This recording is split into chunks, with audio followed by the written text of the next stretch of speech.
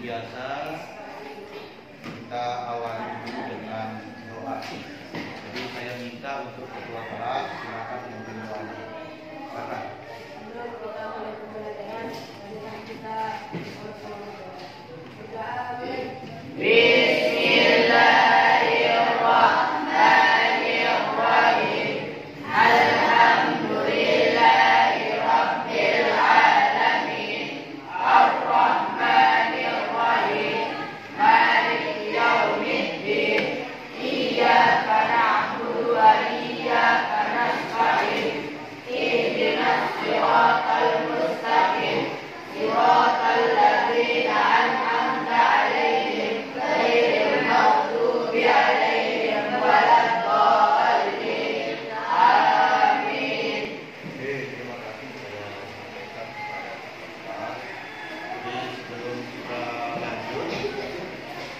Biasa kita persiapkan dulu pelajaran kita. Jadi seperti biasa silakan dicek dulu kebersihan, mungkin ada sampah kolong-kolong mejanya. Dengan mengawali pembelajaran, saya hanya ingin bertanya kepada kalian, kira-kira siapa yang masih ingat tentang materi pembelajaran yang minggu kemarin? Siapa yang masih ingat? Don? Apa? Tentang dampak, tentang pasar tradisional. Apa lagi? Dampak pasar apa? Sosial budaya. Oke, materi kita yang dulu adalah terkait dengan globalisasi dan bentuk-bentuk globalisasi di berbagai bidang. Sekarang materi kita adalah tentang dampak positif daripada globalisasi. Jadi globalisasi itu memiliki dampak yang disebut dengan dampak positif. Nah, adapun tujuan kita mempelajari materi ini adalah dengan mempelajari materi pelajaran ini, kalian dapat diharapkan bisa mampu menguraikan tentang dampak globalisasi. Nah, untuk memperjelas tentang materi kita pada pagi hari ini, tolong diperhatikan materi yang saya berikan ya, terkait dengan dampak globalisasi. Jadi tolong perhatikan video yang saya tampilkan berikut ini. Seperti apa ya dampak positif dari globalisasi? Mari kita ikuti penjelasannya. Yang pertama, berkembangnya ilmu pengetahuan dan teknologi.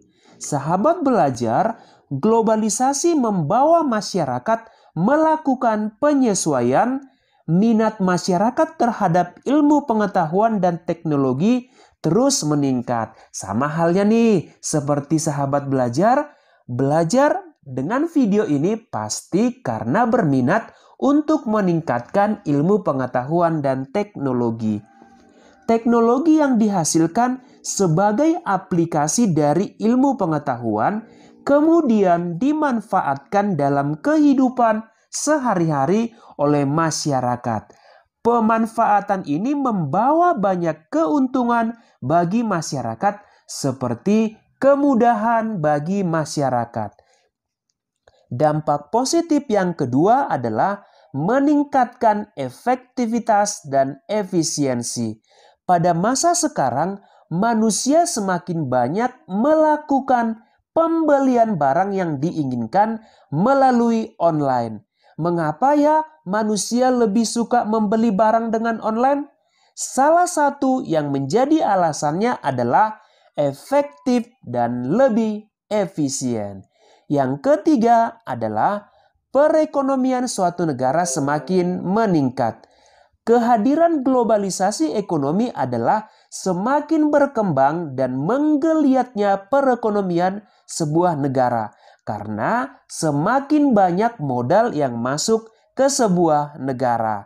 Maka perekonomian suatu negara semakin meningkat. Dampak positif yang keempat adalah meningkatnya taraf hidup masyarakat. Globalisasi dapat meningkatkan perekonomian masyarakat, tentunya dapat membuat peningkatan taraf hidup. Dunia yang tanpa batas saat ini memungkinkan seseorang untuk berusaha meningkatkan taraf hidup keluarganya. Yang kelima adalah komunikasi semakin cepat dan mudah. Pada saat ini, komunikasi sudah bergeser melalui media surat elektronik, internet, telepon, dan media jejaring sosial sehingga komunikasi semakin cepat dan mudah dilakukan di mana saja, kapan saja, dan dengan siapa saja. Yang keenam adalah berkembangnya dunia pariwisata.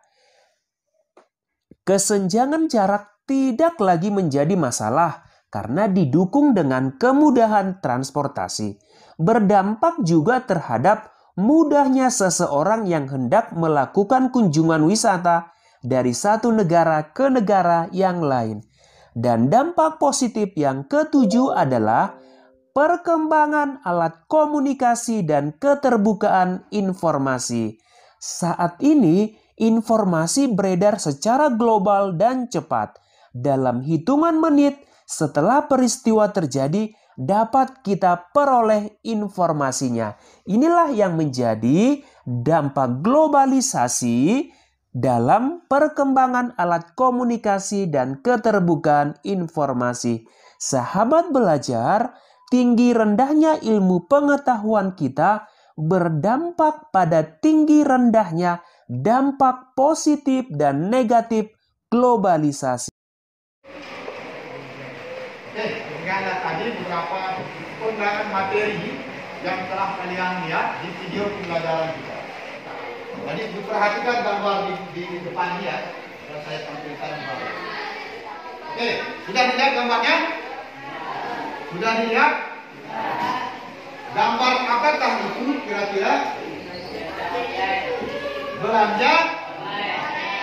Herun, gambar apa itu di dalam pikiranmu? Ya, belanja online. Reza? Mana Reza? Zul? Apa yang ada di pikiranmu tentang gambar yang di depan itu? Pasar online. Oke, siapa lagi? Ana juga Ana? Online shop atau belanja melalui Shopee. Apa lagi sekarang? Lazada. Apa lagi? Gojek. Ya Gojek itu ya media transportasi. Tokopedia, belibeli.com itu adalah bentuk media-media online, media-media online shop yang sekarang tren di kalangan masyarakat. Nah, dari gambar yang kalian lihat itu, kira-kira di dalam pemikiran kalian apa yang timbul pertanyaan di dalam gambar yang kalian amati? Kira-kira yang timbul dalam kepala kalian muncul pertanyaan apa? Haikal.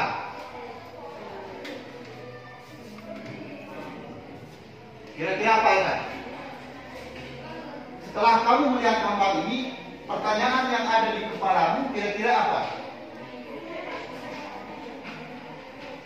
Silakan jawab, sudah. Nggak apa-apa salah.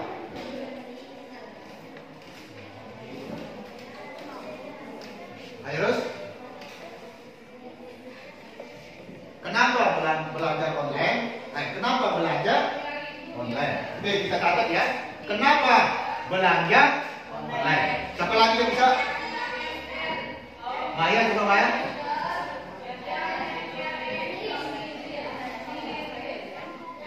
Coba Maya. Pertanyaan terkait. Kenapa harus kita belajar online? Itu pertanyaan kedua. Yang ketiga,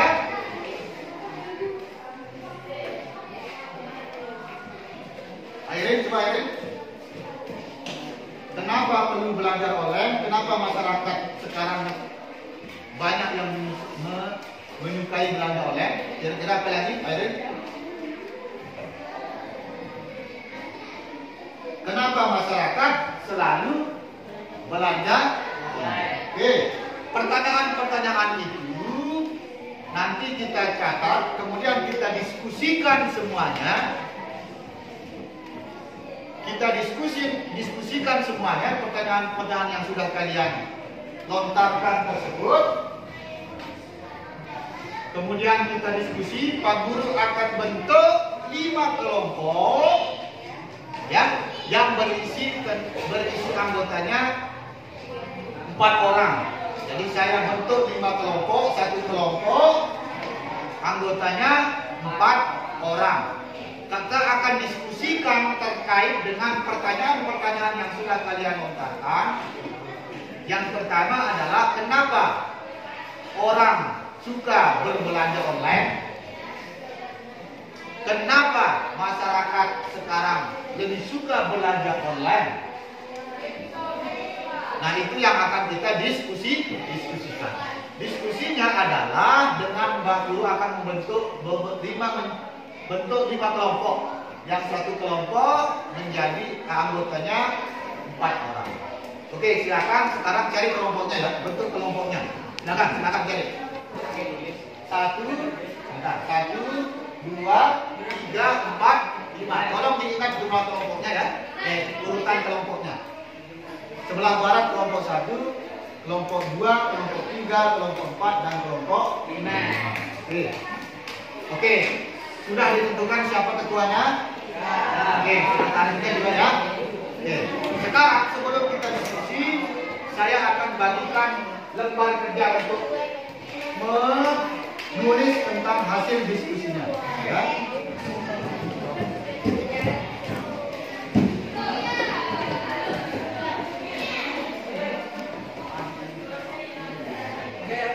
Oke. Lembar kerja yang saya bagikan, tolong dibaca, ditulis nama dulu, tulis nama kelompok, tulis anggotanya siapa, ya, nama anggotanya, kerjakan dikembalikan ini ya, kerjakan materi diskusi yang sudah kalian lontarkan pertanyaannya,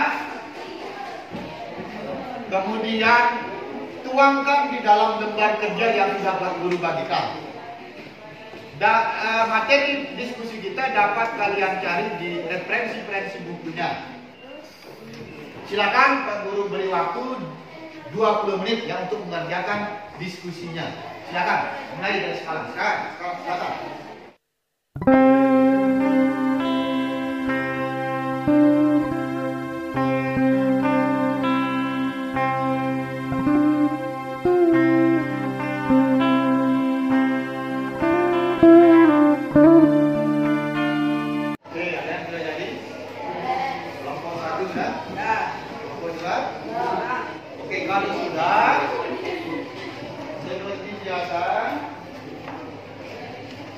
Saya akan persilakan